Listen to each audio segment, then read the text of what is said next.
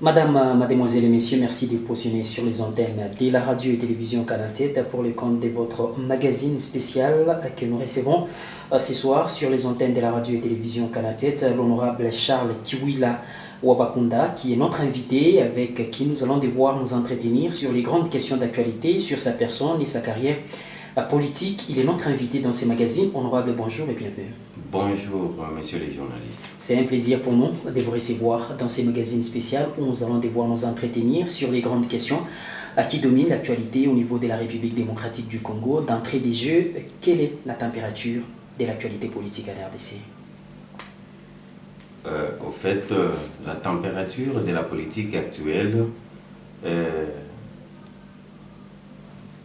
c'est pose au niveau de la nomination du Premier ministre.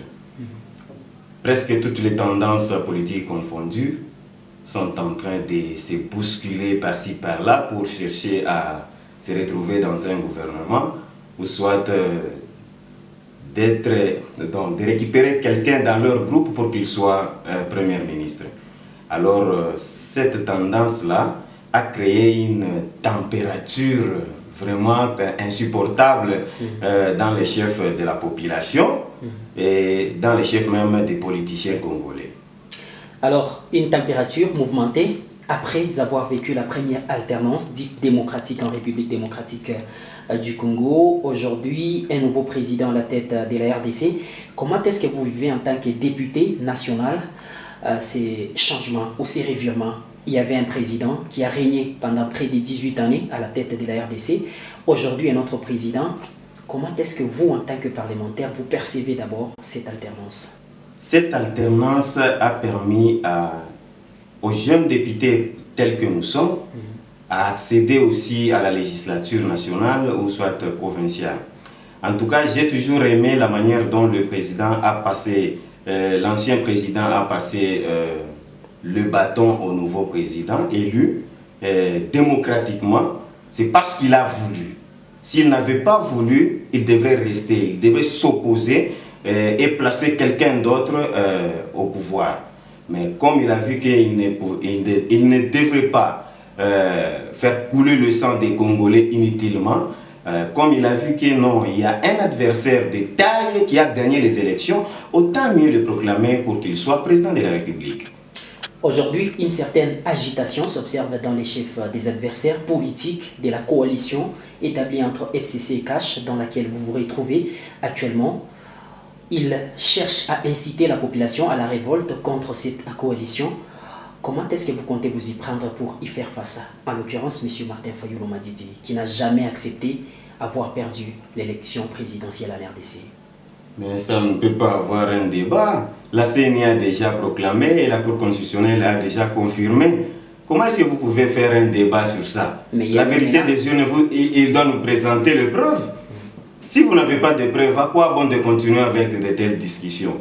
Mais il y a une menace qui plane sur la République démocratique du Congo parce qu'il promet faire de la RDC ce que les Algériens ont fait de l'Algérie et ce que les Soudanais ont fait du Soudan.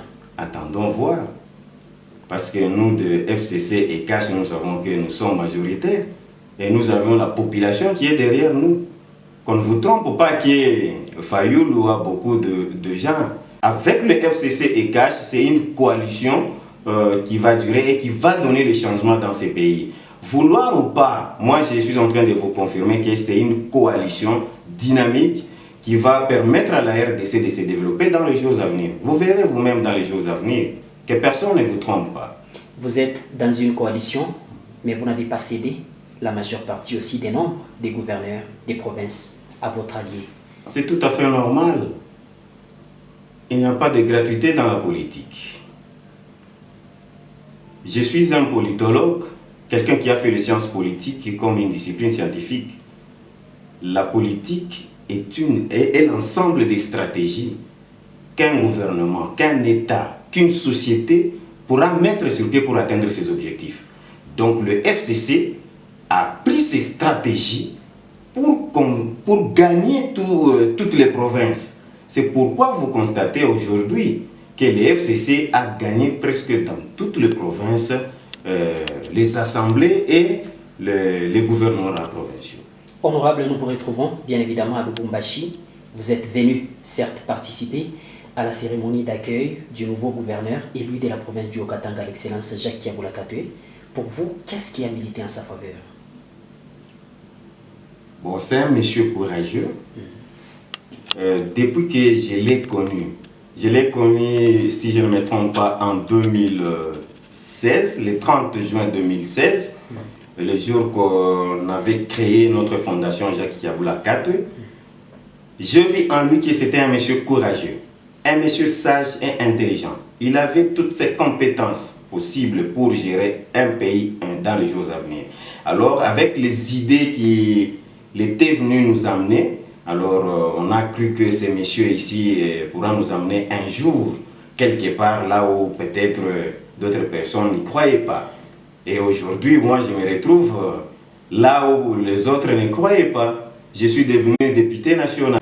J'étais vraiment son vrai disciple.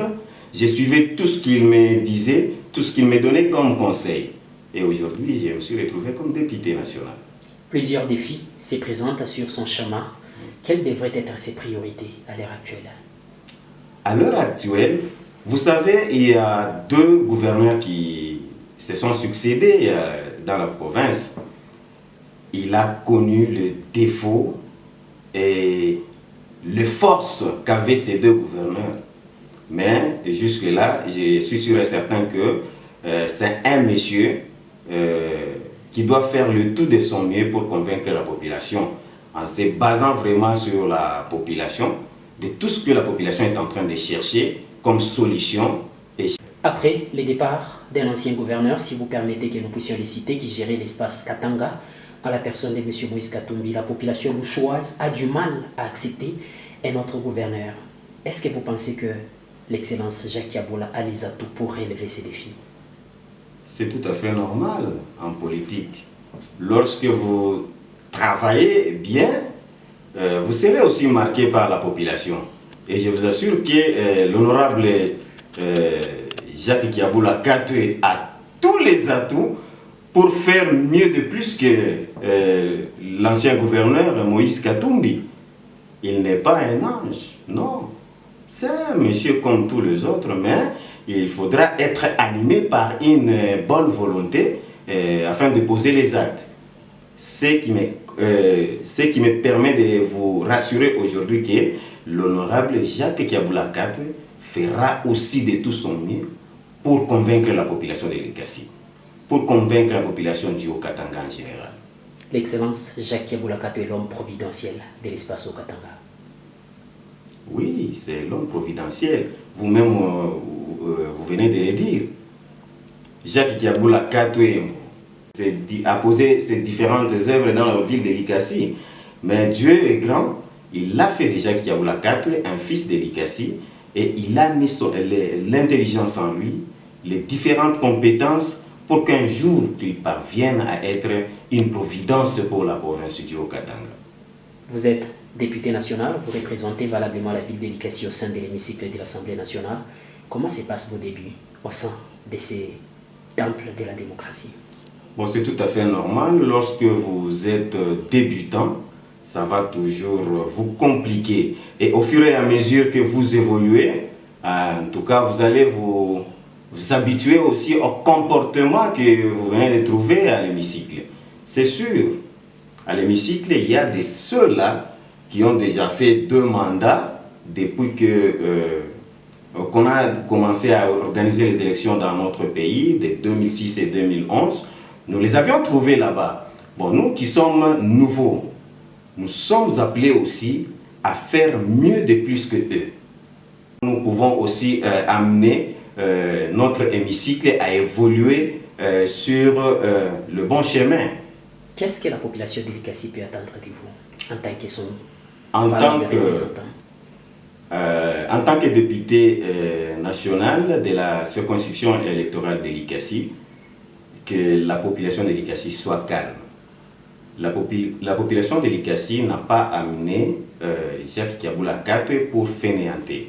Donc Jacques Kiaboula Katoué, quand il m'a pointé les doigts pour que je sois son suppléant, il a vu en moi ce que je pensais, ce que j'ai raisonné, tout ce que je faisais devant lui, il a vu que vraiment c'est un monsieur qui nécessite être un jour député. C'est pourquoi un jour il m'a appelé. Là, je peux vous dire, moi je ne m'attendais même pas que je serais aussi un suppléant de quelqu'un. Alors, j'avais reçu un coup de fil, on me dira que non, monsieur, je vous prends comme mon premier suppléant. Ah, je suis un petit parmi les grands. Comment est-ce que je peux être le premier suppléant? Alors, j'ai compris par après que, peut-être c'est la patience, c'est parce que j'utilisais aussi la sagesse, l'intelligence aussi compte. Ça m'a permis à ce qu'aujourd'hui, je puisse être député national. Ce n'était pas au hasard. Chaque chose a son temps, donc le temps était arrivé pour moi pour que je sois honorable député national. Un message à la population de la montagneuse ville de Likasi qui vous suit. Je demanderai juste à la population de Likasi d'être derrière tout d'abord le président de la République et chef de l'État, Félix Antoine Tshilombo,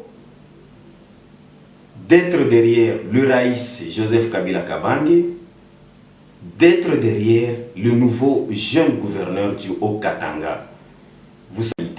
Vous verrez qu'il y aura un changement dans la province du Haut-Katanga en général et dans la ville de Likasi en particulier.